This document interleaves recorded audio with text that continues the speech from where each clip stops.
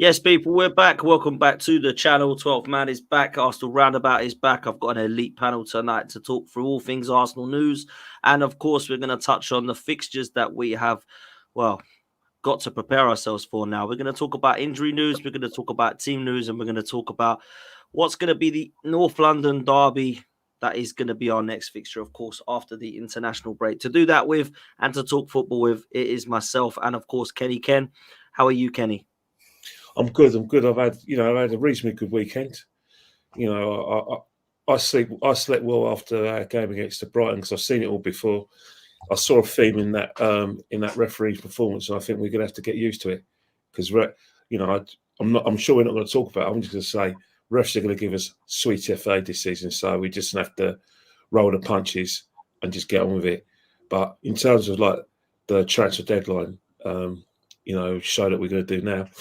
I had a good night's sleep because, it's how I thought it would go, although the Sterling thing blindsided me a bit. But as soon as I heard he was there, got about my business and got on the rest of my weekend. Look forward to the game. As I said, last week was all about Brighton, not about transfer speculation. Interesting, man. Sard, been a while, my bro. What are you telling me? Listen, big up, man. Big up to the whole panel, man. Honestly. Happy to be back on the channel, of course, and I'm ready to talk Arsenal, man. Do you know what I mean? There's a lot to sink our teeth into, man, because it's been an eventful like week, 2 weeks, month, bro. It's been eventful, bro. So we need to definitely get into it, bro. But big up for having me on the channel. Big up to all the lads. Like and subscribe, guys. Don't be frauds.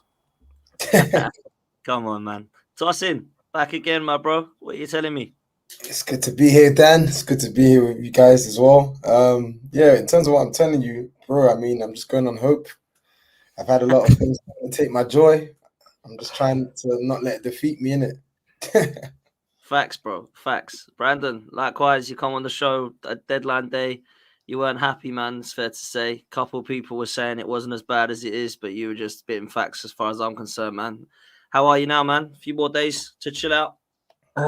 This is it, bro. Like Kenny Ken, really. I've just succumbed to the reality, which is, we've seen this all before. It is what it is, isn't it? That's all we can say. And let me just put it this way. I'm sure you're feeling the same, Dan. I'm sure you're feeling the same, Kenny. I feel very, very vindicated by what I said after, on transfer deadline day, because less than 24 hours later, and everything that we spoke about was proven correct. What can I say? We spoke about needing a killer. Kai Havertz has the chance to kill that game and win it.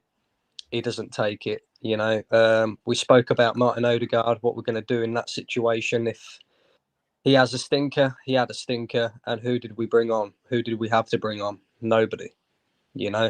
So I feel slightly vindicated. Maybe that's probably the wrong attitude to go down, because obviously people will call me negative for that. But, it's just the reality. I like to talk about the reality of Arsenal. I like to, just say it as it is. People want to lie to themselves.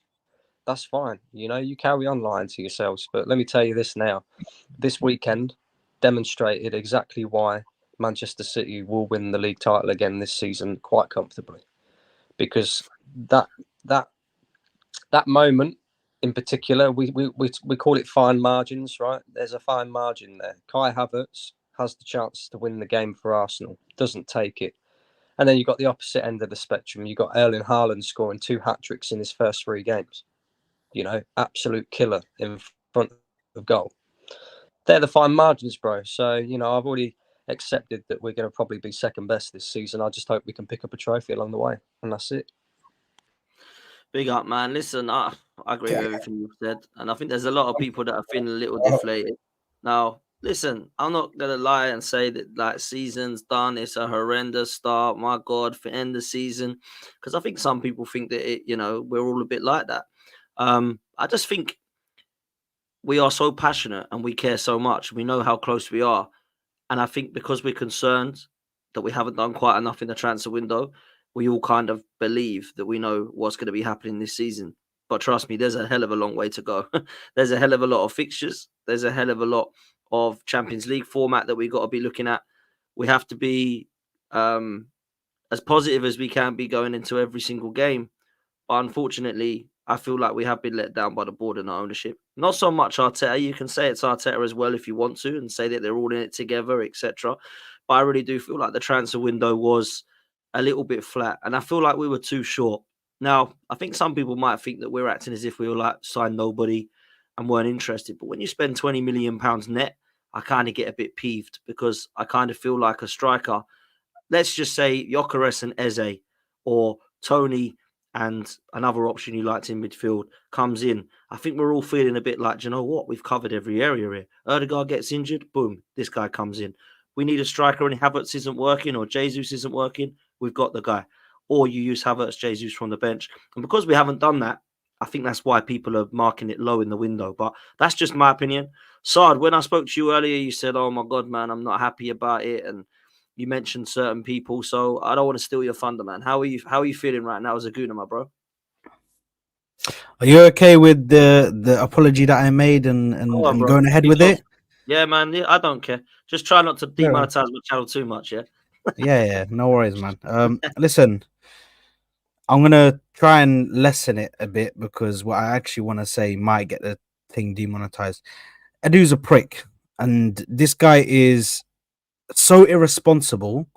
I don't understand how anybody has allowed him to get to a position where he's able to handle finances, handle transfers, handle anything to do with the club, and bringing players in and actually be in that status where he's able, or that position where he's able to make like tough decisions and really important decisions. I don't know how he's gotten this far. I don't know whether he's lived off of the whole invincible thing. I feel like that he's running that well dry, bro. That well is dry now. Yeah, you've run that whole invincible thing. Yeah, but now you're just taking the piss because you're sitting there, and I watched that video that they released today, and I was disgusted because this guy's heavy breathing, bro. In the video, oh, we're so happy, we work so hard. It's not just me. There's other people in there, bro. You man, this man's videoing inside the team, bro, with people eating pizza. I'm like, bro, are we serious? This man's acting like he's just pulled off the Mbappe deal, bro. He's brought Mbappe to Arsenal, 14 on his back, and he's done a madness, bro. You know what I mean? Edu masterclass. Nah, bro. You bought Sterling, bro. It's not even like anybody could have done that, bro. Anybody could have done that. It's not even something crazy. Yes, he brought him in for no fee, and they're paying majority of their wages. Hold that, Chelsea. But realistically, what are we really getting?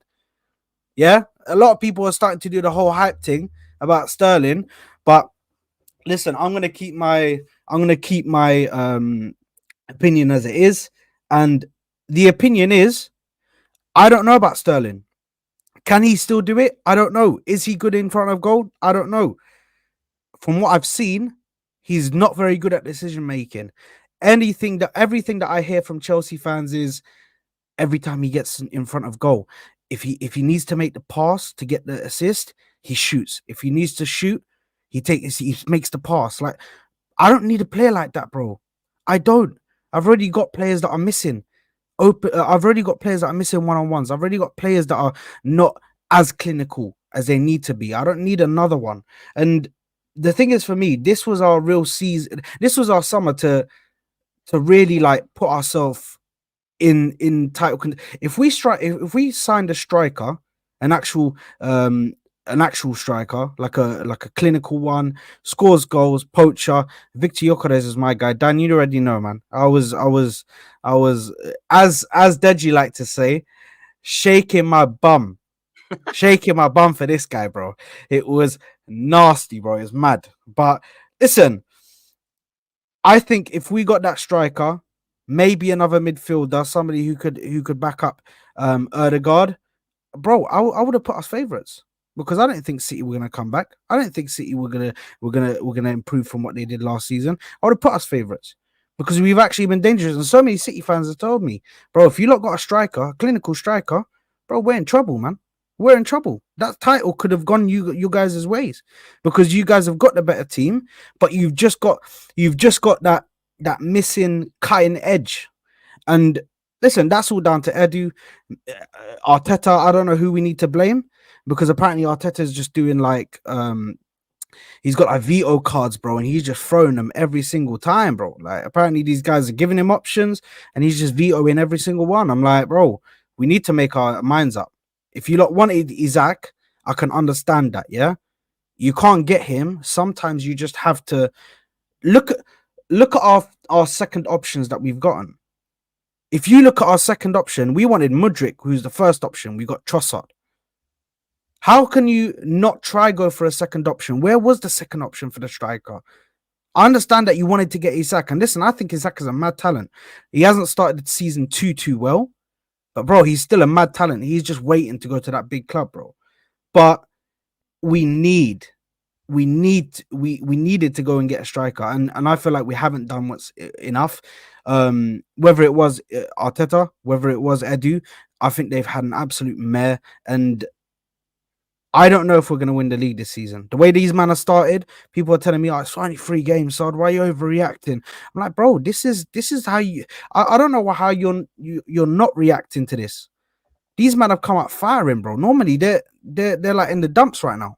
Do you know what I mean? They start off the season slow. So, listen, I'm going to stop talking because I talk for England. But all I'm going to say is, Bun Edu, that guy is a fraud. I need him out of my club quick time. We need to bring somebody who can actually make moves, bro. Yeah, that's what we need to do, man, to win this league, bro, because we've had a horrible summer. I don't think we've addressed the actual place we needed to address, which was the attack. Interested, man, because I've got to say, I've speak to on this channel so many fans, and I said last night on the show, a lot of people were saying, why are you getting abuse from your fan base for saying that we didn't have the best of windows? And I explained it, and every single one of them, a Villa fan, a Chelsea fan, a Spurs fan, a United fan, they all said, everything you've just said is spot on. You ain't going to win the league. You haven't had a good window. You haven't done enough. So when they're all saying it, looking at it, and these are people, by the way, who half of them want Arsenal to win the league over City. 1, because it's someone different, and 2, because half of Man United and Liverpool are just like, I don't want City to win it again. So they want us to win it, half of them. They're like, what are your board doing? What are your ownership doing? You ain't serious. Liverpool, by the way, aren't either. By the left winger, Chiesa, that's it. And Man City, I'm telling you this now, the fans I sit to, Man City fans are going, oh, God, Arsenal and Liverpool, they're going to be bloody serious this window, aren't they? Like, we've not had the best. Yeah, we got Gundogan, we're happy with that. What are they going to do? Oh, nothing. They are howling. Thank you, Arsenal and Liverpool. You're not serious. We are. It's going to be a 5p. I'll bring you in, Tossin. I don't know how you feel on the things, man. I've spoken to you on here, but not since the window's shut. What do you make of Sterling? Obviously, Calafiori and Merino need a mention as well. I mean, I was on here last week thinking it's not been that bad, but I think I have to say, I think I agree a lot with what Brandon said. You know, I mean, it's funny because I think a lot of Arsenal fans struggle with what's called toxic positivity. Right. Of course, we want to be positive. Of course, we want to see the club win. Of course, we want to hope and have faith and all of these things. But even if you have hope, even if you have faith, none of that means anything unless you've got a proper plan that you can execute. And I'm looking at this team now and I'm just thinking, man, like, whoa, like when you have the injury, man, when you get these injuries, the injuries, if anything, it's kind of everything happens for a reason. The injuries have actually kind of shown how bad our window has been, really, because your number 2 target injured. You sold Vieira, you got rid of ESR, you got rid of 2 people who could play the Odegaard role, kind of. You didn't buy anyone to replace him. Fair enough, we got Nwaneri, prospect, but you're not going to play him. You're not going to start him against Tottenham. You will not start him against Man City. So let's be honest, Havertz is probably going to need to play there, or Jorginho is going to need to play there and Havertz up top. It's just, yeah, it's not looking good. I'm not going to lie. The window's not been good. It's not been good. I mean, we got a number 1 and number 2 targets, but it's just not enough. And City are there for the taking. Well, they were there for the taking, but we've not really taken advantage of it. So it's disappointing, especially because we got rid of a lot of deadwood this summer. So you're hoping that we're going to do something. But Sterling is a good signing, by the way. In my opinion, he's a good signing. the experience, the profile of player. And fair enough, yeah, people say he misses chances, but 100% he's adding to our offense. He's coming in and he's our second best forward, in my opinion, after Saka. He's better than Martinelli. He's better than Trossard. Havertz is playing well, but if you ask me who I pick on my day, I'm picking Sterling.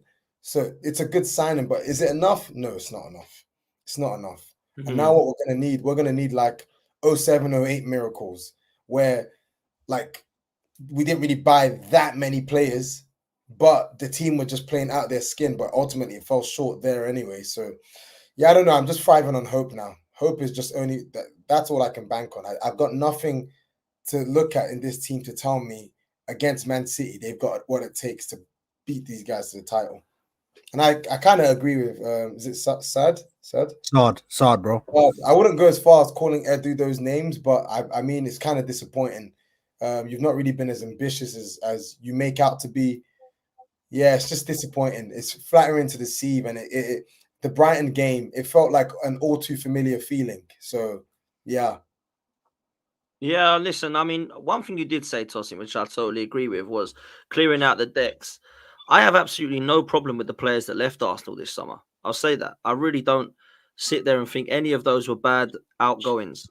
Maybe Smith Rowe you could look at and say it's disappointing in terms of the sentimental value, but I'm past that personally. All of those guys that left, I'm like, cool. What I have kind of been shocked by, and I'll come to you with this, Brandon, we haven't replaced anybody. We've literally replaced Nelson with Sterling, which is great. And that's it. Because there's been no Vieira, Smith Rowe, or Eddie replacement. Now, you might be able to throw Wanyeri at us, like Tosin has said, right? But that's not a replacement. That's just upgrading someone from the youth, right? So we're basically saying we don't use them players anyway. Yeah, but they were actually needed last season and they're going to be needed this season. People who thought them players weren't needed last season were crazy.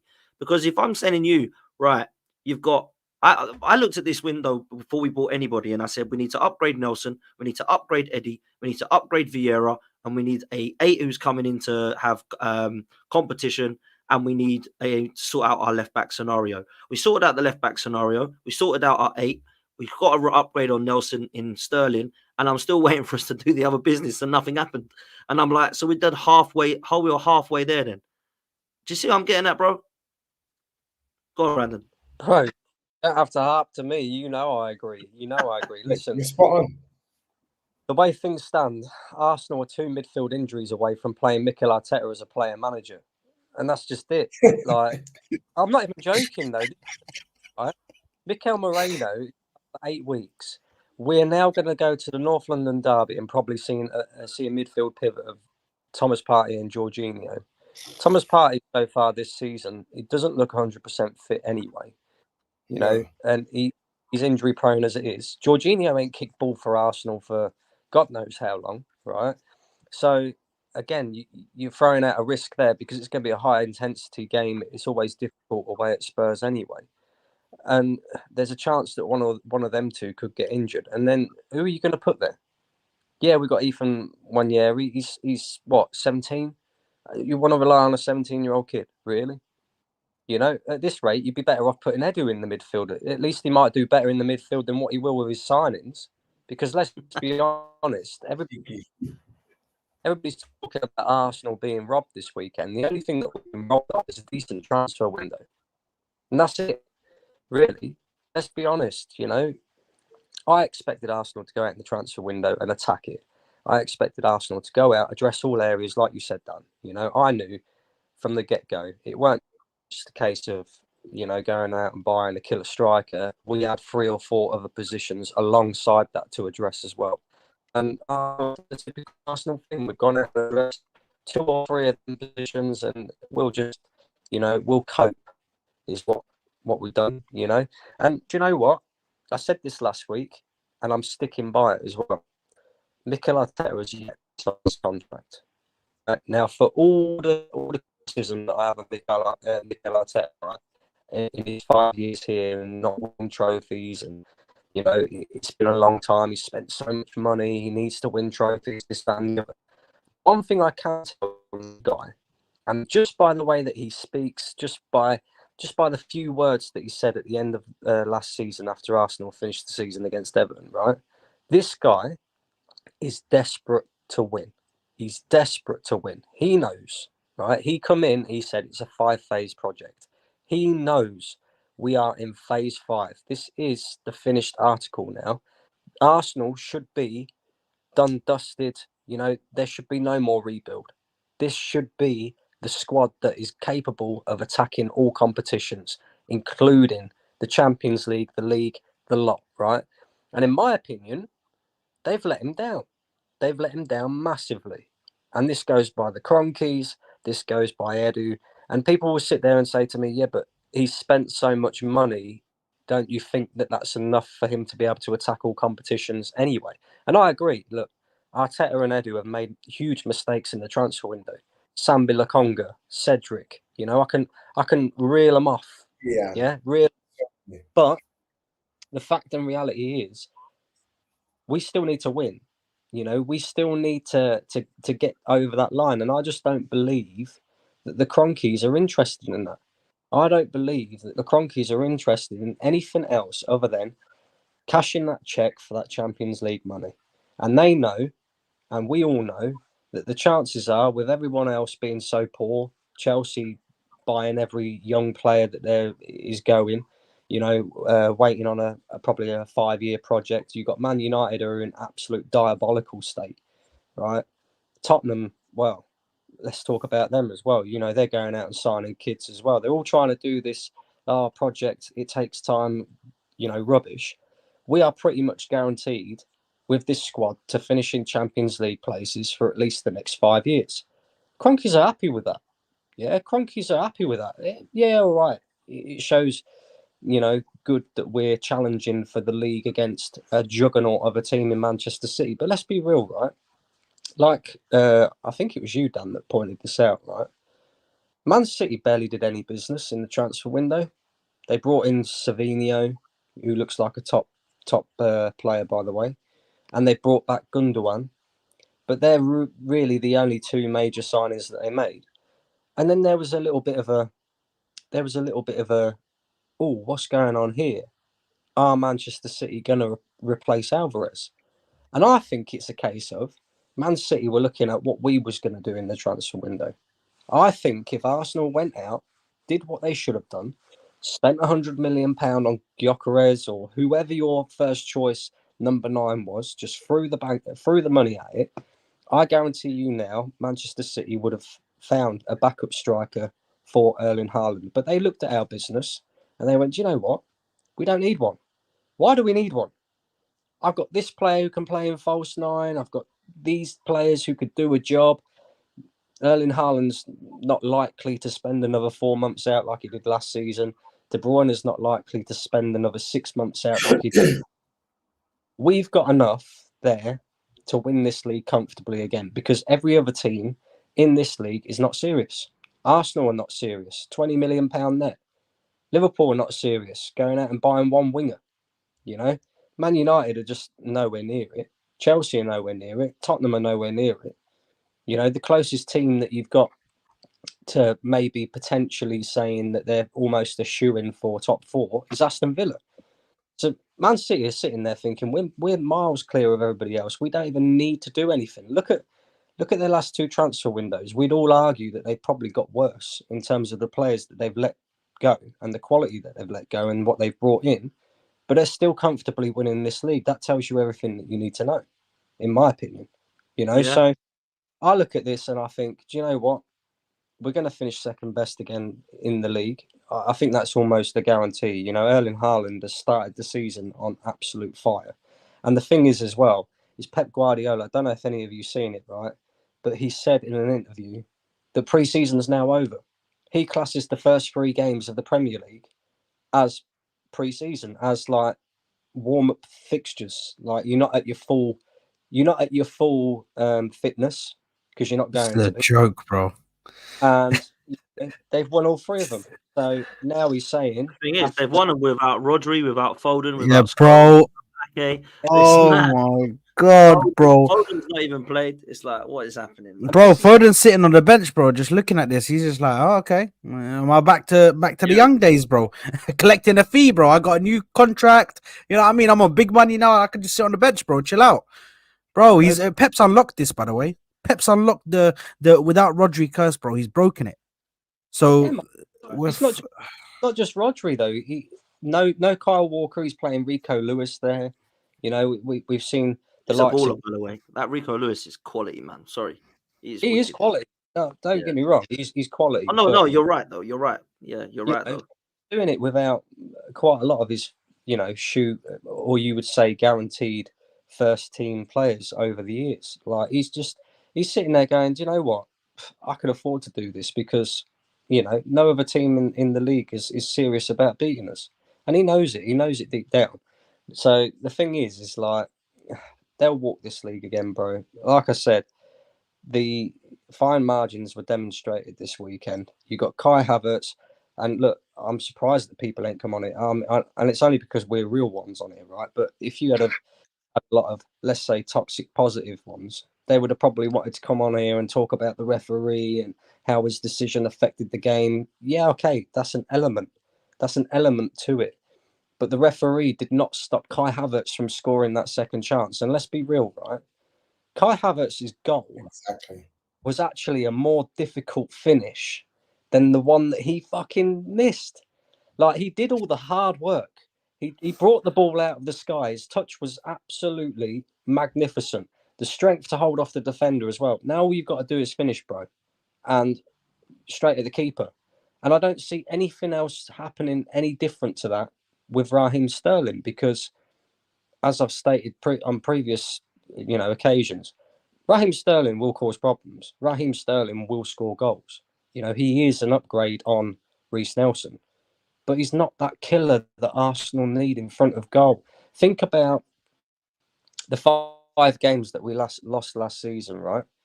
I could go back to 3 of them games, and I did as well, because I thought maybe my eyes were deceiving me or something, right? Fulham, West Ham, and Aston Villa, the first game against Aston Villa, right? We lost all 3 of them games, and Zinchenko played a massive part in that because of his bullshit defending, right? We know this guy can't defend. However, if you go back to them games and watch them, the amount of chances that Arsenal had to kill the game off in the first half was unreal, which tells me everything that I needed to know about us needing a killer striker, because if we finish them chances, we don't lose them games. We actually turn them into draws or wins, which wins us the league in the end. So, the same thing's happening again. Yeah, we had 10 men. Yeah, we was on the back foot. And I also blame Mikel Arteta for that as well, because I understand that when we 1-0 up against Brighton, you're looking to tighten it up. We're going to get out of there with 3 points. And you could see that he was getting ready, Calafiori, to come on the sidelines. But the moment that goes 1-1, I think your substitution has to change, because the area of the pitch that we was losing the battles the most was midfield. Declan Rice had just been sent off. He'd not long brought Odegaard off after he brought Calafiori on. And you're expecting Thomas Partey to cover 3 midfield positions, and then you're expecting Brighton not to get opportunities against us and dominate the ball. That's just dumb to me. I understand trying to close the game out, but when it goes 1-1, we also need to win this game. And the midfield is the key area where we're failing. You got Thomas Partey doing the donkey work for 3 positions. Like, that should never have happened. That should never have happened. So, yeah, there's plenty of factors to talk about as to why we didn't win that game. But, in my opinion, the referee is probably the least. Do you know what I mean? For as big Mate, we should have been 3-0 up when that incident happened, and we weren't. I said this, we missed too many chances. If we're 3-0 up, no one cares about the sending off. Do you know what? Just like when we were 2-0 up against Wolves 2 weeks ago, and Havertz gets throttled and nothing happens, nobody cares. Nobody even speaks about it after the game. Imagine if that was 0-0 and we're getting throttled on the pitch. Everyone's got up in arms. Why didn't he get sent off? Why didn't he? The referee drew the game for us, blah, blah, blah. It's always the referee when we draw or lose. When we win, referee doesn't get mentioned. Referee must have had a good game. Arsenal won. When we draw or we lose, the ref was terrible. And I'm like, come on, like this is getting silly now. It really is. Let me move, Kenny. Let me move to you, man, because you've been patient, bro. I want to talk to you about the moving on to Tottenham with the problems we've got in midfield, because he's got some options, right? I want to ask you what you would do, because he can either go with Jorginho and Partey, he can go with Zinchenko in midfield, which Judges thinks he would rather do. I don't want to see that. And then, or you've got Wanyeri, right? What are you saying, Kenny? I don't think he's got any choice but to put Jorginho and Partey in there and play the guard in the 10. Yeah, I think what he's going to have to do. He's going to definitely have to play Jorginho, and just hope that Jorginho could keep possession, keep it ticking over, and maybe we can do our bits in the counter attack. Partey will play, definitely will have to play, and Odegaard will definitely play. Hopefully Odegaard doesn't play too much in Norway, because I know he's getting kicked left, right, and centre. And referees are just thinking, it's a man's game, letting him get on with it. So that will be my midfield for 150%. And, who knows? It may be good enough to win the derby, because I still think, despite the fact that we lost Declan Rice, I still expect us to win. And it's not any arrogance of myself. It's because of the way I think the way Spurs play will encourage us. The Ange ball needs to be looked at. It's very inflexible. Like he's basically killing these players who, trying to get them to press aggressively and try and invert and do all of that. If they're not leading the game after 80 minutes, that's when their players get knackered, and that's when we can cash in. Another thing as well, set pieces as well. They're not good on set pieces. Another thing as well, their front three, there's a conundrum, in terms of he doesn't know what his best front three. So we should go there, and we should go there and win. Because at the end of the day, regardless of the players we sold or the players we didn't get in, we have to be immaculate this season. We have to still believe we can win that league, which means no margin for error. Don't mess around by putting Zinchenko in the midfield. If you're going to play left back if you must, but midfield, no, don't leave. Get midfielders in those rows, and that's how I'll do it. Because at the end of the day, it's a must-win game for us. It's definitely a must-win. And then after that, City as well. We get back Declan Rice. We go City with a bit more confidence. In between that, we've got a game against Atalanta as well, where again, it's one of those games where it's not just the fact that it's who you're playing. It's the travelling as well. You're going to play that game at 8 o'clock, get back on a Friday, only have about one day to prepare. But that's what it is this season. No one's going to give us anything. No one's going to do us any favours. Referees are going to let tackles go. Even at set pieces, teams may work us out. We just have to get on with it. We have to get on with it because, as Brandon says, Mikel Arteta's desperate to win something this season. So it was your decisions. You're the one who allowed the Vieira to go, who was the most likely replacement for Odegaard if he gets injured. You let him go. So that's on you. You just have to get on with it. I expect I've got no problem with you letting Smith Rowe go because Smith Rowe hardly played. But when it comes to someone like Vieira, whatever we think about him, that's not really a wise move to kind of, get the most closest understudy to, Odegaard at the club and let him go. No, I don't get it. Clearly, something must have happened there. Did a guy beg and pray and say, please let me go? I want to play football. I can't get your team. Let me go on loan. If that's the case, the manager should have said, no, you're staying here. We need you for a squad. Because there's a lot of things in this transfer window, like the Sterling come to the football club, and then Trossard bid from the Saudis. Something smells about all three of them. It don't sit right with me. Letting Vieira go like that, especially when you've let Smith Rowe go. It doesn't sit right with me. Sterling at the football club. Nothing wrong with Sterling as a footballer, only that we've only had a look at the player because he's clearly made himself available because Maresca has told him, no, can't do, mate. I don't want you in my squad. So he's tagged himself out, called Edu. Edu spoke to Arteta and said, oh, yeah, I've worked with him. Yeah, I'll take him. Nah, just something's odd. We're going to get to the Trossard thing, but that stinks from here to Ivan. Talk to me about that. Talk to me about that, Kenny. Well, I'll tell you why it stinks from here to Ivan. It's that why would the Saudis at the 11th hour make a bid for a player, bid for one of our players when you would have thought if they really wanted that player, they would have made that bid, maybe in July, early August. Why at the 11th hour? As the player, let it be known that he's not happy with his role at the football club. Is he trying to end you in a move? Because something stinks about this. The Saudis will not make a bid of that amount of money for a 30-year-old unless they thought that Arsenal would accept the bid or the player will push for that, would be agreeable to going there. Just, you don't make, like bids at that last minute. You just don't do that. You don't do it. Something's odd between the relationship in my opinion, between Trossard and the manager. The fact that Sterling's here as well, again, that would annoy Trossard. I'm not going and buy his antics after he scored against Aston Villa. It's just a bid. It's so 11th hour and so sinister, and it's just a coincidence that all of a sudden, at the last minute, he's made a bid. There's no way that happens without the player or his representatives let it be known that he's willing to leave. In my opinion, something's smells there. Yeah, no, I can't lie.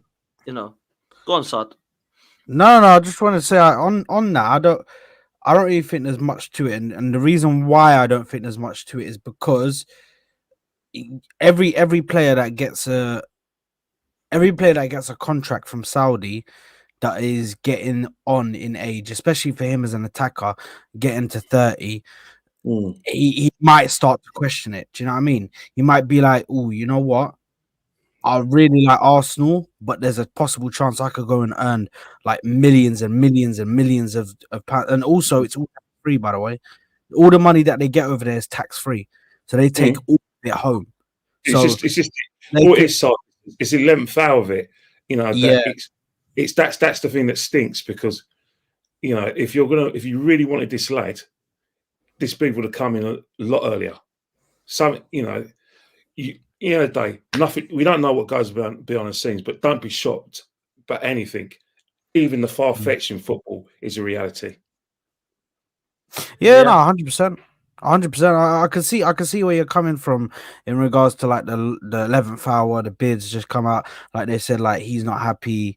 He wants to leave. He doesn't want to be there anymore. He feels like he's not being played in front of players, i.e. Martinelli, who he thinks he's better than. But listen, I just think for me, looking at the situation, I understand Trossard's frustrations. I know he wants to start, but whenever he starts, bro, he disappears in games. Do you know what I mean? He's so good at coming off the bench, and when he starts, bro, like he just doesn't look like the same player for me. I can't lie. Anytime I see him start, bro, it's not the same. He needs to humble himself. Bro, you were playing for Brighton. You were playing for Brighton 2 seasons ago. Who are you, bro? Nothing. Let's not do. Come on, guys. Let's not do this, right? I understand the element that Trossard is better off the bench, right?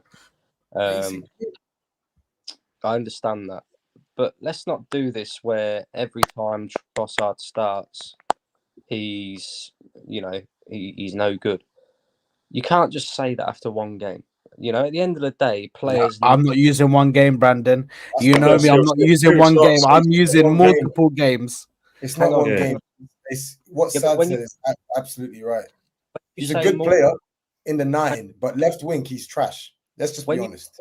When you say multiple games, tell me, when was the last time Mikel Arteta gave Trossard a run of 5 games in a row? No matter his performance, just say, look, the next 5 games you're starting. I think Brandon, was he not playing last season? I think last season when we were pushing for that title, it was clear that Martinelli was off form. He lost a bit of confidence. He lost a bit of effectiveness, and Trossard was demanding the fact his goal threat was demanding that he plays in the team. But in terms of like what he can give us, down the left, the reason why it's always going to be a situation where he's going to go back to Martinelli is the pace and the other attributes of the left wing. Like Trossard's probably best performances could be, a Peter Beardsley role. Peter Beardsley didn't play left wing. Peter Beardsley played just beyond the front too. We're asked to play left wing, where we got an out of sorts Martinelli in the side, and that's a fact. Regardless, I don't want people might call it Martinelli slander. That's not me doing it. It's the manager probably feels the same way. Why he picks him very inconsistently. We still got that problem down the left-hand side, and maybe he sees Sterling as sorting out that left wings, position. And that's the problem we've got with Martinelli and Trossard. Both of them clearly concerning the manager, where he's not sure who should be in that position, because Martinelli had the shirt and he hasn't performed, so he's basically pushed himself further down the queue. I totally get it, right? All I'm saying is I'm tired of seeing Arsenal fans online going, "Oh, Trossard started today. What did he actually do?" Look, he had an absolute stinker against Brighton. I'm not sitting here defending him or anything like that, because at the end of the day, he should be performing better than that. You come off the bench against Aston Villa, you caused all sorts of problems. You scored one of the goals to win us the game. You earned your place in the Arsenal team for the Brighton game, and then you put in a performance like that. It's not good enough. But all I'm saying is, give him a run of games before you go judge it. Like, do you not think though, Brandon, right, that isn't it weird? For me, it's a coincidence that Martinelli hasn't been good since we've lost Xhaka in that left 8 role and had a sustainable left back. We're now trying to say that Trossard's not great at the left, Martinelli's not great on the left. We still haven't got a left 8 or a left back. I want to see Martinelli or Trossard, I don't really care who it is, to be fair, playing with Merino and Calafiori, because then I want to actually see, is this on the left-hand side that is no longer stable like the right-hand side is? Or is it actually that Martinelli and Trossard just ain't too good when they're playing in that position? Because I'm kind of with Toscan. I like Trossard there. I like Trossard as the 9 as well. I think he's one of the best finisher at the club by far. I think that's quite clear, to be honest with you. But I don't actually care that Trossard started, because I feel like he deserved to. Martinelli was trash against Villa. Trossard come on and scored the goal. It was obvious. It was always going to happen. I understand sometimes you need a super sub, and people will say Solskjaer and all that kind of stuff. I get it. But for me, I just don't think Martinelli was playing well enough to go, do you know what? That worked last time at Villa. Let's play him again. Having said that, I thought it was going to work at Villa because of the high line. And I still believe Martinelli probably should play against Spurs because of the high line. But I don't know. That's my thinking, is the left-hand side needs sorting first. Yeah, no, I agree to an extent. All I'm saying is people are on Trossard's back the moment that he has one stinky performance, right? Forgetting that he's not really had a run of games. You can't be in and out of the side all the time. The last time that we gave him a run of games was to the back end of last season, right? After I can't remember who it was we beat in the Champions League before Bayern. I can't remember now, but whoever. It's Porto, after the Porto game. Porto, that's it. Porto, yeah.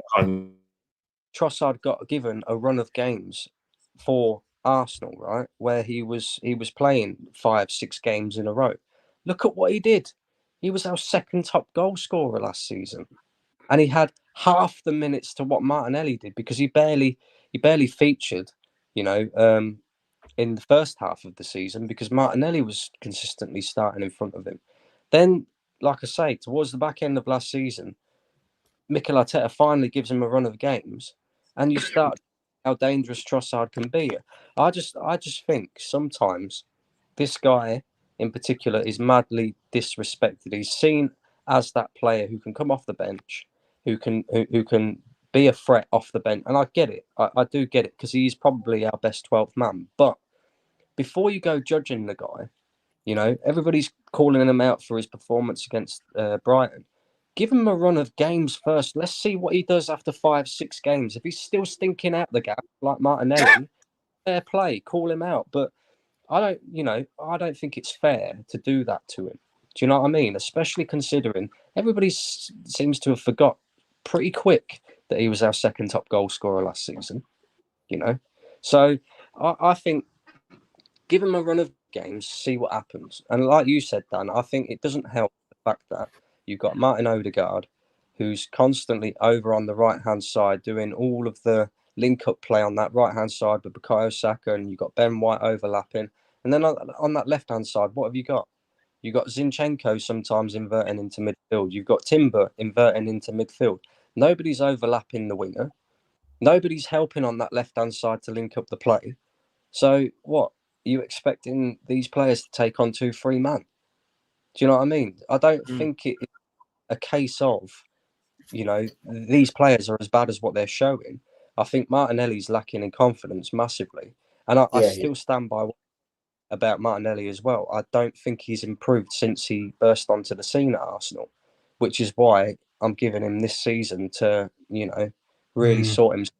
Why he's going to have to go. But with Trossard, I just think he's madly disrespected, bro. I really, really do. And just real quick, because I don't want to keep talking, because obviously there's others on here that want to talk as well. In regards to Arsenal's fixtures, yeah. Spurs is a must win. If we do not win that game, we could end that Man City game, yeah, 8 points behind them already. And we're only 5 games into the season. And don't get me wrong, it's not going to be easy, our next 3 fixtures, because we've got Spurs away, we've got Atalanta away, we've got Man City away. But then also, if you look further down the fixture list, right, at the back end of October, we've got to play Liverpool at home. Then we've got to play Newcastle away 4 days later. Then 3 days later, we've got to go to Inter away. And then 3 days after that, we've got to play Chelsea away. We could be out of this by Christmas if we are not careful, right? And we do not start to get these players back. And that Arsenal fans who are, the positive side of things in the comments is why me, Dan, Kenny, Sard, and all the rest are very sceptical about the business that Arsenal have done in the transfer window, because that fixture list is not easy, and we could be done by Christmas, guys. I'm not even joking. Yeah, man, we could be. We got to sharpen up and fix up. Sush, thank you so much for becoming a YouTube member, my bro. Really appreciate that, man. If you would like to become a member, please make sure you hit the join button. But make sure you like and subscribe, people. Make sure you're doing me a favor and following all these guys that put out fantastic content. Obviously, you've got Brandon at True Gunners TV. You've got Sard over at Sard's Football Corner. You've got Kenny Ken on Instagram, and you've got Fleet Footed following Tossing on socials and YouTube. Please make sure you do that, people. Listen. I've got to say it, guys. I've got to kind of come on to the fixtures that Brandon was talking about and looking at our squad. There was people in the chat talking potentially about Havertz in midfield. I think it was Alex from Forder on Football saying, be prepared for Kai in the left 8 and Trossard as the 9. Tossing, I saw you saying, yep, that's going to happen. It's going to happen. 100. Trossard, either Trossard or Sterling as the 9. I think that's going to happen. He loves Kai Havertz there, man. And it's only because Kai Havertz has been fairly, and I say fairly, very loosely, fairly effective up front is the reason that he's not playing there. But we saw in pre-season how he's been used there. So I would not be surprised if I see that happen against Spurs. I really wouldn't. And I think that actually, to be honest, truth be told, I think that you're going to see a much more fluid Arsenal if Trossard starts as the 9 and Havertz plays there, in my opinion. I don't think so. I can't lie. And the reason I'll tell you for why, Tyson. Because the thing is, for me, one thing I see from Havertz whenever he plays in the midfield is he likes to disappear a lot and he doesn't like to get involved. You can just look at the touches that he has. Big up, Brandon, man. Big up.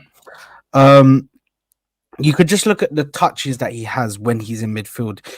In regards to, you can compare them to the touches he has when he's in other parts of the pitch, like up front, or like when he plays at times on the right or on the left. You could see that he gets more involved when he's in those attacking areas.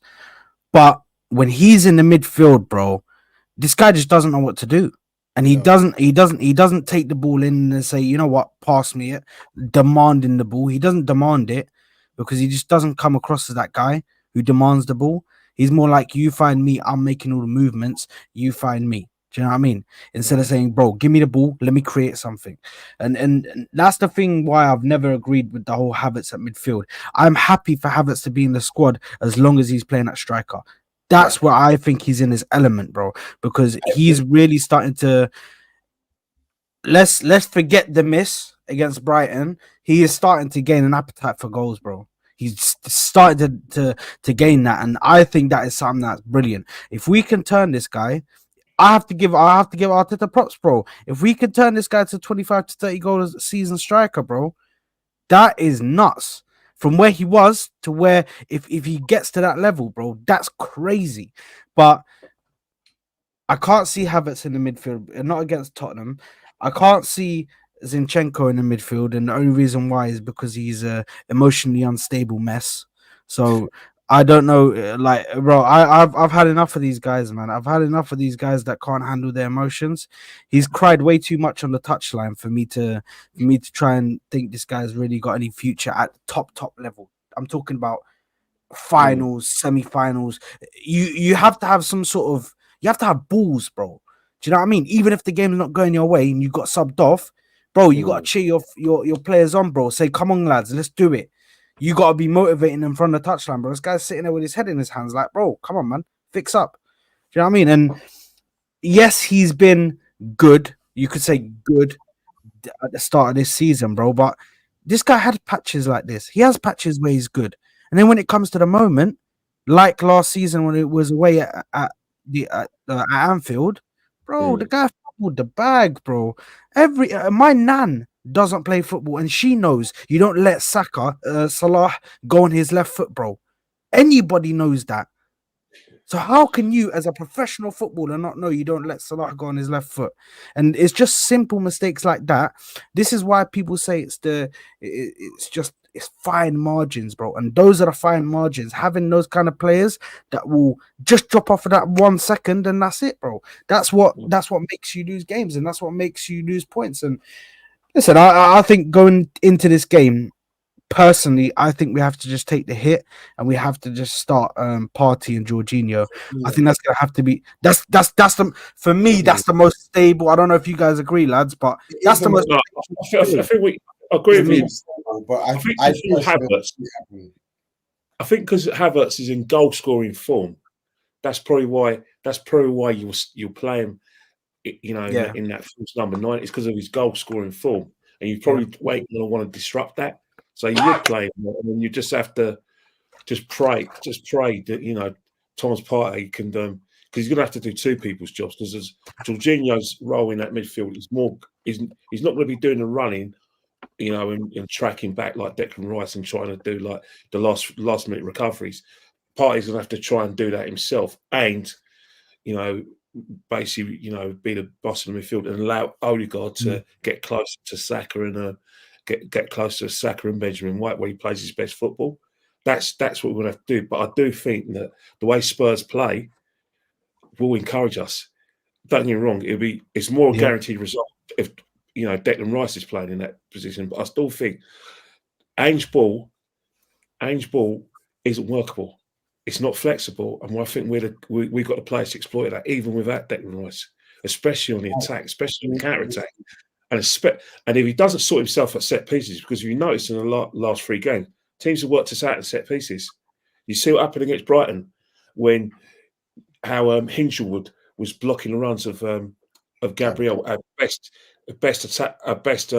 forward in those positions, attacker in that position.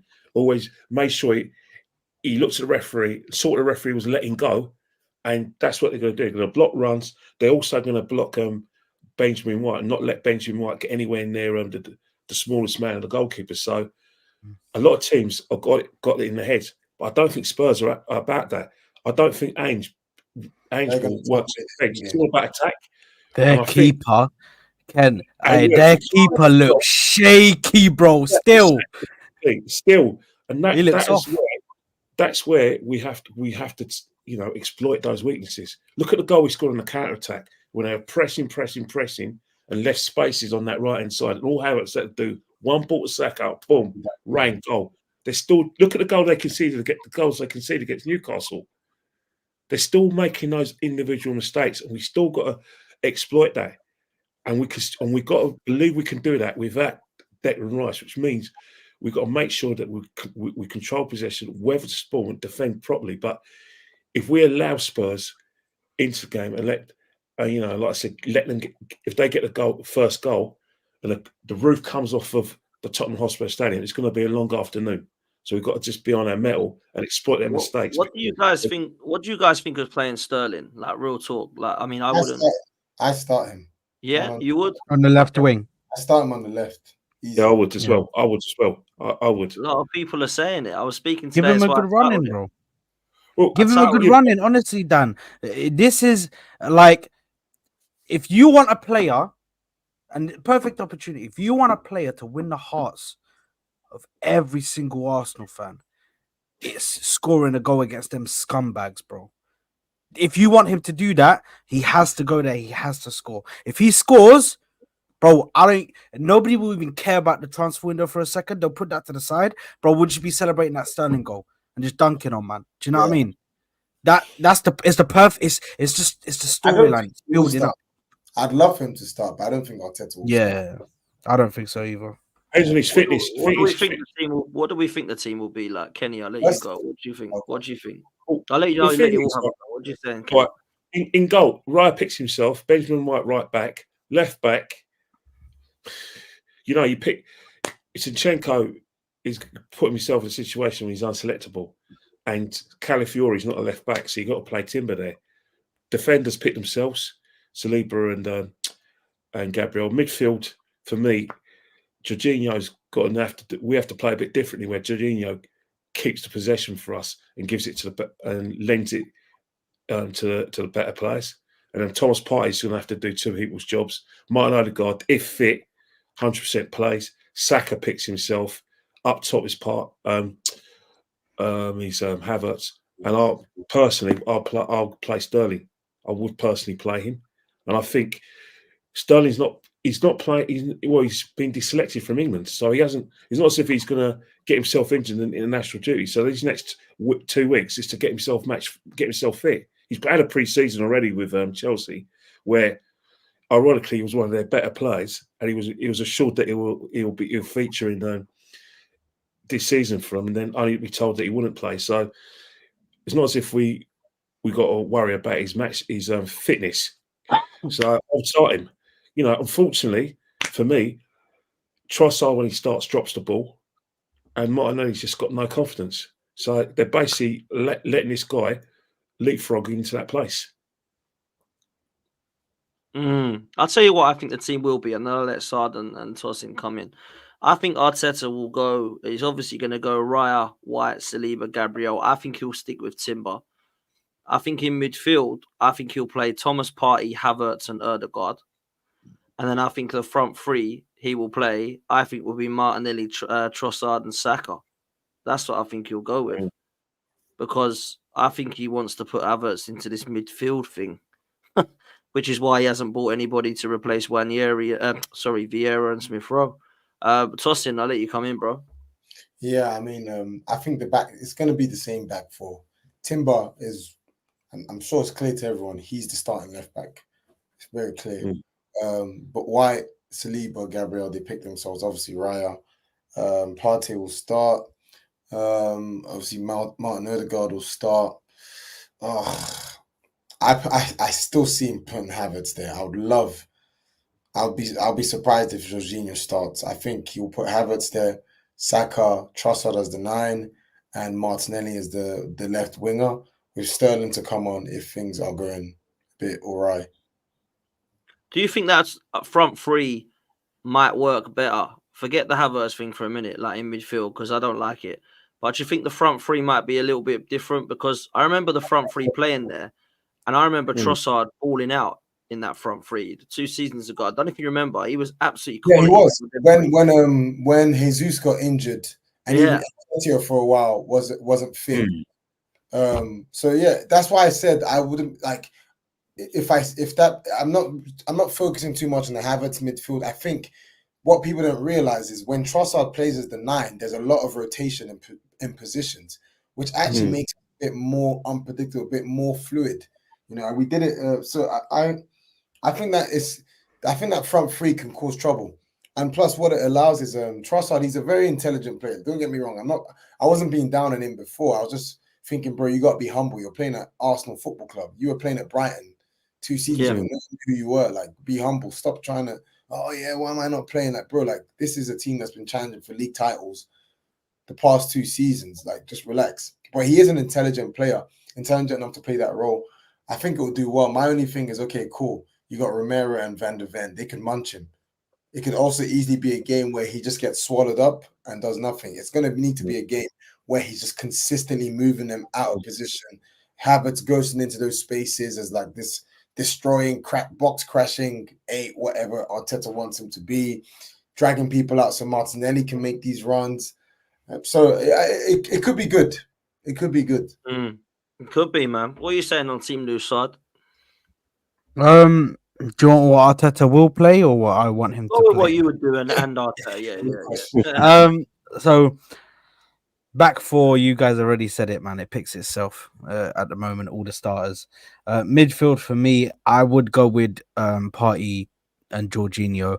People are saying it's too slow, but these two are like very experienced players, and I feel like even Jorginho, when he played as an 8 last time, he was actually very good. I don't know if you guys remember the Liverpool game where he was playing as an 8, bro. That was crazy. And he was even putting in tackles, bro. I was like, bro, this guy's having the time of his life out there, bro. Like this guy's actually having the time of his life. I was like, bro, this guy looks like 24, 25. Do you know what I mean? He's like 30s, bro. So he's moving good on the pitch. And then I'd play them because I do think they still have some legs in them. Odegaard in front of them, obviously. For me, my front three, if I was to pick the team, I would go with Sterling on the left. I would go Saka on the right, picks himself, and Havertz down the middle. Now, what I think Arteta is going to do is same back four. However, I think he's going to do the same thing that you guys have said, which is Havertz in the midfield as an 8, with Partey right next to him, and he's going to play. Odegaard in front of them. He's going to put Martinelli on the left. He's going to put Saka on the right. And if Jesus is fit, it would have been him. But since he's not fit, I think he'll play Trossard down the 9. For me, the only reason why I wouldn't do that is because it's going to stink of a Havertz performance against Aston Villa at home. You guys remember that? When he was going on goal, he had 3 chances on goal, 1-on-1 with the keeper. He did the box crashing perfect, bro. He managed to do that. He managed to find that lane 3 times, bro, where he was getting in behind, and they were passing. Odegaard was finding him. Ben White was finding him. They were finding him every time, and he all of a sudden he lost his clinical edge. He didn't know how to score goals. So listen, I don't know whether when he gets in the midfield, whether he gets too comfortable, I'm not sure, but I wouldn't play that. And Martinelli, listen, I love Martinelli. I've been fighting since the start of the season, bro. I'm actually tired of fighting for this guy, bro, because I've been struggling, because he's dropped stinkers, so I'm having to take the licks for these stinkers, bro, because I'm just sitting there saying, "No, we need to play him, though. We need to play him." I'm a bit the same, man. I like Martinelli, and he's letting me down, man. Bro, the thing is, my whole logic, fell on this whole Merino sided. So the fact that he came in and got injured, bro, I'm fucked. Do you know what I mean? I'm fucked right now. So I'm just like, you know what? Big up to everybody. Martinelli might still succeed when Merino is back. We're there for it in 2 months. He will once Merino comes back. That's what we're hoping, man. That's why I think, because I think Merino is going to really be a game-changing signing for us when we get him fit, because I can see us trying to create the same triangle we got on the right, on the left. We just don't have the technical. We just don't have. Rice can't do that role well. Jorginho really ain't got the legs to do that well. Because you see, even Jorginho, when he comes on the pitch, right? There's a couple games last season when he came on as a sub, when Martinelli comes on as a sub. Who's he always looking for when he's playing these passes? I remember, was it Crystal Palace? Like, he just came on, what was it, 10 to 15 minutes, and consistently finding Martinelli. So we just need, I think Merino is going to solve that issue. So I hope so. I really Merino, Timber, and Martinelli sounds like a good link up, to be honest. Merino, he's good in the air as well. He's good from set pieces, Merino. Yeah, 2 months out, man. We need him back ASAP. Listen, let's do some super chats before we come to a close. I might need help with a couple of these because I'm looking at one and I keep trying to work out what it says, but we'll get there in a minute. GDJ Madrid, thank you, bro. You keep getting players that aren't good enough, not good enough for rivals. Okay, I see what you mean. Yeah, do you know what? I did say something earlier that people were agreeing with, which was about We've got Sterling, who Man City didn't want 3 years ago. We've got Zinchenko and Jesus, Man City didn't want 2 years ago. We've got Havertz, Chelsea didn't want 2 years ago. Domino, you know what I'm saying? So I understand what people are saying there. Even though some of those players, to be fair, have proven I wouldn't worry about that though. I mean, look at Serie A. Pirlo was a player that Inter didn't want, went to AC Milan, balled out. When AC Milan didn't want him, he went to Juventus, balled out. So I wouldn't worry too much about this, about the quality. That's a good point, actually. It is a good point. And to be fair, Sterling, I can't, we got to judge him when he actually plays first. Brio says, Arteta hasn't signed a serious striker ever. This is a big problem for me because I look at 9 goalkeepers, 6 left backs, a number of he only signed a serious striker if he's satisfied. The only one we know he went in for was Sesko. No, he was that's the only player that I've seen evidence of him going for. I haven't seen evidence of anyone else. No matter who we're linked to, I haven't seen it come from the horse's mouth. I haven't seen us aggressively going at the player. So that's probably why someone. Unless there's a striker that he believes is the finished article. You notice Arteta as well. He seems to do the domino effect. I sort my goalkeepers, then I sort my defence, then I sort my midfielders. Once I've sorted all these out, I'm going to look at my forwards. Yeah, I mean, clearly, a couple of seasons ago it was Vlahovic. This season just gone, it was Sesko. He's clearly thought about it, but he's only ever bought Jesus because Havertz was a midfielder, he said, and he's put him into the 9. So it is bizarre, man. George says, just play Partey as the 6, Jorginho as the 8 against Spurs. Georgie has had some good games as an 8 last season. Also, we should be a bit more positive. Nothing good happens if we start losing it after 3 games. No, look, I agree with that. We've got to be more positive, obviously, going into it. This is absolutely massive, these games, man. Absolutely. Ben, you know what it is? You know what it is? It's not the fact we're losing it. It's because of it's because even though we shouldn't be having one eye on East Manchester, we are. Erling Haaland scored 2 hat-tricks in 2 hat-tricks, scored a goal against Chelsea. They're looking imperious, looking like they're messing about, and we're looking at what we got coming up in terms of the fixtures and that performance at Brighton. We're thinking we can't afford to make so many mistakes. Things could change though. He could get injured. Things could change. Yeah, that's what or we could go there and win. Stranger things have happened. Well, listen, we got, in my opinion, I think if we want to get one over on everyone, shut everyone up who thinks we're now going to come fourth because we drew to Brighton with 10 men. We got to go win the next 2 games against both of them, Spurs and Man City. That's what I think. That's the way I'm looking at it. People think we're down and in the gloom, but Dan, that's what we got to do. That's what we got to do. Agree. I think that's what we got to do. I already do. Someone help me with this because I can't quite sure what this is trying to get at. Sard is conflating role and position when he plays in midfield. His task is not to get on the ball. In possession, what is this? He's a second striker. Out of possession. Okay, out of possession, he'll be in midfield, which he's never struggled with. We need legs in midfield. Okay, do you know what? I will say this on this. Now, big up to Dial Square as well. I get what you're saying. Apologies, I didn't get the abbreviations. But I will tell you this now. There was a time after Dubai, where Trossard and Havertz were linking up together and we were smashing teams away. Yeah, it was Sheffield United and Burnley's and West Ham's. You might laugh at that, Palace as well, but they actually were linking up pretty well. So I don't really mind if we're doing that again. But Havertz wasn't playing in that 8. They were kind of in and out of possession, switching it round. He was in that position, but he wasn't playing there and staying there. Against Villa, it looked like that was happening at all. And it was really dodgy, man, against Villa. I thought he was terrible, to be fair. So, yeah, out of possession, second striker. Apologies. I didn't get the abbreviations, but big up to you guys. Well done for that. There you are, Dan. You're showing your age, mate. What's going on? I am, man. I'm showing my age, man. I'm too old now. Too old for it. But listen, man, we're going to wrap it up there. Kenny, big up, man. Do you know what? Lastly, as we close, give me some positiveness going into these 2 games, Kenny. Come on. I'll tell you positive. We're going to win at Tottenham because I still think that we're a better team and that their manager is going to be our 12th man because of his inflexibility. And as for Man City, look, if you want to win the league, you've got to take 6 points out of Man City and 6 points of Liverpool. Go and do it. That's what you're there for. You're in your 3rd year into your 3rd year's experience of winning the league. Show you that you're meant to be champions. Just go and do it. Doesn't matter what I think. I have to believe.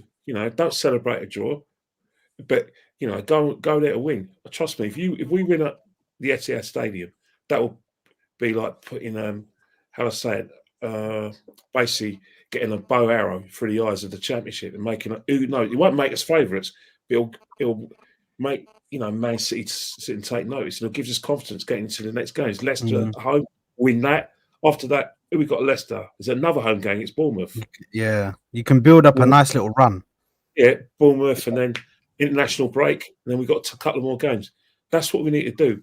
3 points for a win. Win games. We've got to be immaculate.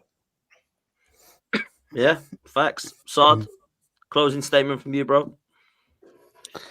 Listen, man. I already told you guys before. I'll tell you again, mate. Yeah. When I go to the toilet bowl now, I'll win, bro. I'll take a piss on the pitch, bro. Yeah, it's the toilet bowl for a reason, bro. Yeah. Listen, we go there. We're gonna get the job done. I do believe we will win that game. Just because I feel like their players just aren't on the level, and it's just that simple. And straightforward. But more worried for the game against Man City because that's going to be a serious game, and obviously going to Atalanta. Obviously, we need to try and play a team there do you know what I mean? That's good enough to beat them, because Atalanta are not a team that you're just going to walk over. So, listen, I overall, if you want some positivity, I still believe we could win this. We will win this league. However, to win this league, we have to give up the rest of the competitions because I don't think the squad depth is enough. So that I do think we can win the league. So I'm not just trying to be negative. I'm normally the positive. I'm normally the positive guy, bro. Yeah, so I don't you even know why I'm negative, bro.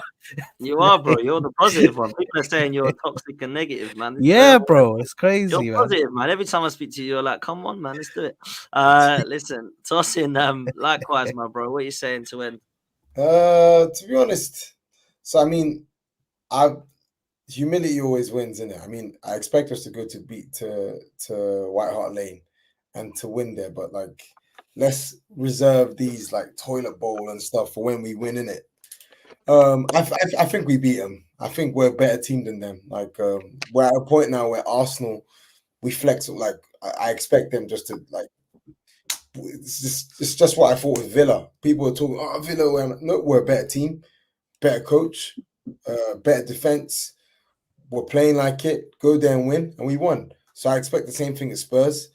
Atalanta will be a tough game, given the season they had last season, but they've not started the Serie A season great. They got slapped 4-0 by Inter this weekend. They lost I think they've of their three opening games, they've lost 3. I mean, they've lost 2. Sorry. So they're not in good form. Arsenal got nothing to fear going there. A Champions League away game with Sterling, who's got Champions League experience. Bolton will have a team. Will have a heavily rotated team. It's at home. We should expect them to beat them. And then Man City away, that's going to be the big one. Deckers will be back. Sterling will probably be up to speed. Who knows what we could do there? So it's not the end of the world. Winning is a habit. People want to talk about, oh yeah, like injuries, blah blah blah. Yeah, that's true, but momentum can carry us. If we beat Spurs, our tails are up. If we beat Atalanta, our tails are up. You know, that can carry the team a long way. So I'm just going to go by hope. I think we can do it. Big up, man. Love that. Listen, people, do me a favor. Show some positivity for the show and show some love for the panel as well. Make sure you hit the like. Make sure you subscribe. Make sure you are following all of these guys. All their social media and Twitter handles are there for you to follow. So please make sure that you are doing that. All of them are putting out content now. So please make sure you do that. And we will see you very, very soon. I'll be back in the morning. It's all love over here at 12, man. Please make sure you show some love by hitting subscribe and like as you leave. And we'll see you next time. Take it easy, people.